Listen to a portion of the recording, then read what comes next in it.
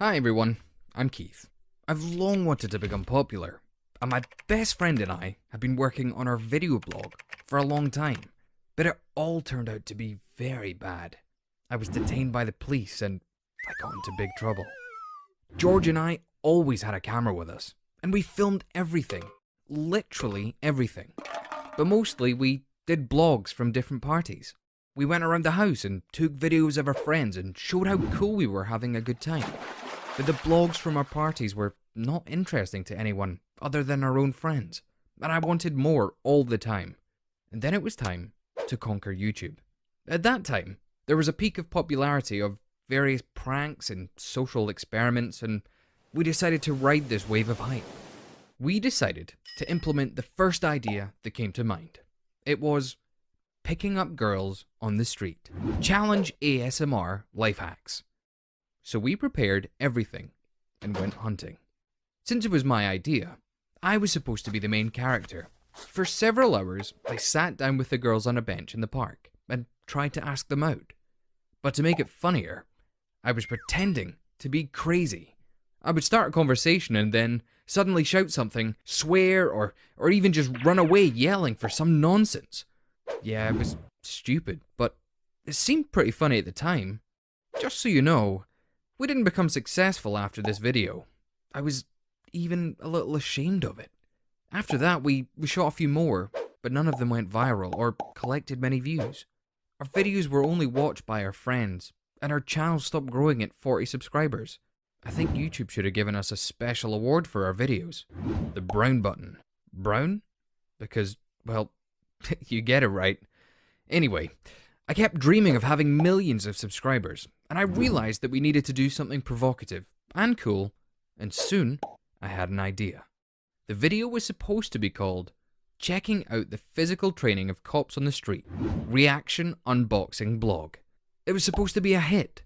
I put on a tracksuit and wristbands to look like a professional runner, and I also strapped a GoPro camera to my chest. Plus, all of this had to be filmed by George from a distance, and we had to get great footage that would make us popular and rich. We saw two patrolmen on the corner. I had to somehow get them to chase me. I stood right in front of them and started ostentatiously warming up, and jokingly asked if they wanted to run a little. But they immediately noticed the camera and realized that I expected this from them, and so they asked me and my friend to not bother them. George was about to turn off the camera because he thought we couldn't shoot anything today, but I was going to go all the way. So I got a water bottle, ran over to the cop, and poured the water over his head. At the same moment, he tried to grab me, but I was very agile and started to run away from him. The game was on. Oh, it was a hell of a chase. The cop was very fast, and he kept up with me as we ran through the crowds. I ran as fast as I could, jumped the fence into the parking lot, and hid behind one of the cars. This was no longer a game of catch-up, but of hide-and-seek. I saw him walking through the rows of cars looking for me. I went behind him and then shouted, "Tag, you're it!" The chase began again.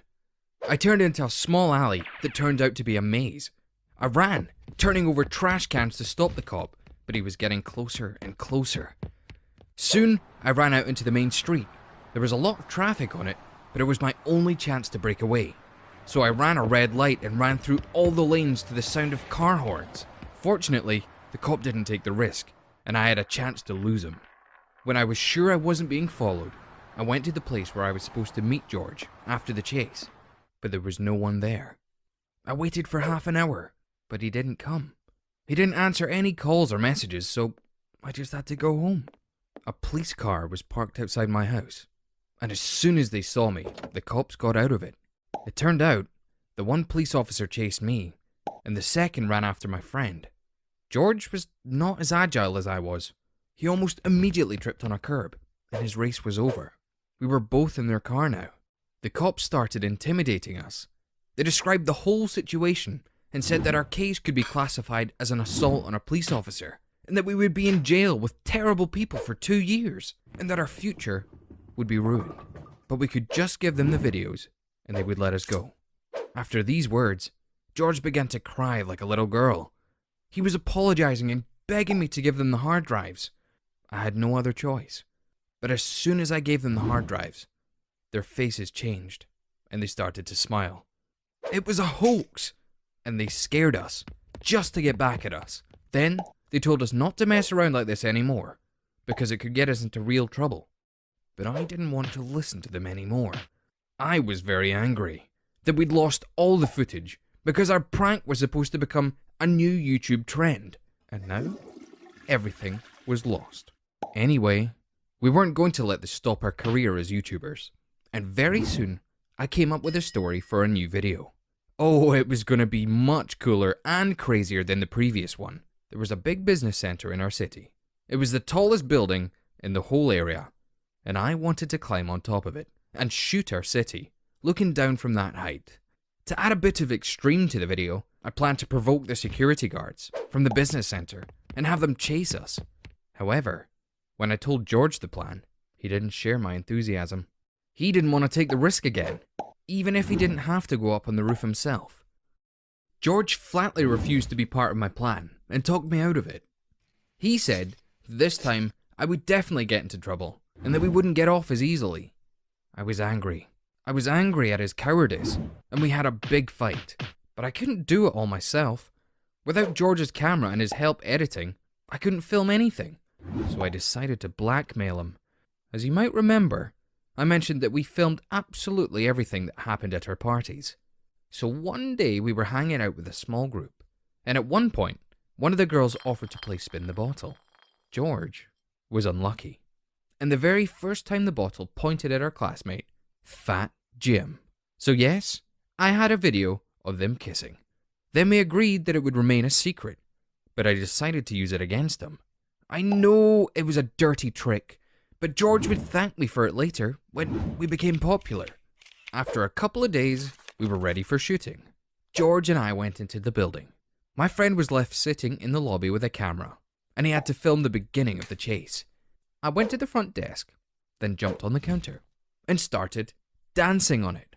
As soon as the security arrived, I ran for the service stairs. There was a hell of a lot of floors, and I had to run through all of them. The guards were never that far behind me. Someone was ahead of me, and I could already hear them coming down to me. They must have taken the elevator to surround me. Then I ran into the corridor and ran through the crowded office, pushing people aside. I heard angry shouts in my direction and orders to stop, but I was unstoppable. I saw another entrance to the service stairway, and I ran for it. A couple more floors, and I was on the roof of the building. Phew! I must say, I could hardly stand on my feet from how tired I was, but I didn't have time to rest. I quickly ran around the perimeter of the building to capture the beautiful views of our city, and started the second part of the plan, the escape. I used the fire escape and quickly went down. George was supposed to be waiting for me downstairs with bicycles, and we were supposed to have sped away from there through the alleys and without anyone noticing us. But when I jumped to the ground, it wasn't George who met me. There were two policemen there. They had me cornered, and I didn't have a chance to escape. Plus, I was just exhausted and I couldn't run. As soon as the cops put the cuffs on me, George came from around the corner. I started yelling for him to run, but he calmly told me that there was no need to do that. It was him who called the police. I was so angry at that moment. My best friend had betrayed me. I tried to get away. I shouted. I threatened him. But in the end, my game was over, and there was nothing I could do. The police told me that what I just did led to a lot of wrongdoing. It was vandalism and invasion of private property. They also got a tip about two pranksters who were bullying some cops, so they could link it to my case. I was in deep trouble.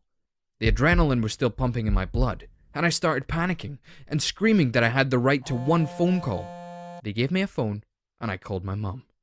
I started screaming and asking her to come take me home and to come help me. I got so emotional, I literally started to cry. I realized that my life was ruined. But a second later, George began to laugh. It turned out they weren't real cops. My friend set this up to get back at me. The worst part is that he took a video of me crying, and now he was the one threatening to send it out to all my friends. In addition, my mother was very scared by my call, and I had to explain myself to her. Oh, and I didn't have a good time after that. I was grounded, and I had a lot of time to think about whether I wanted a career as a prankster. Nope.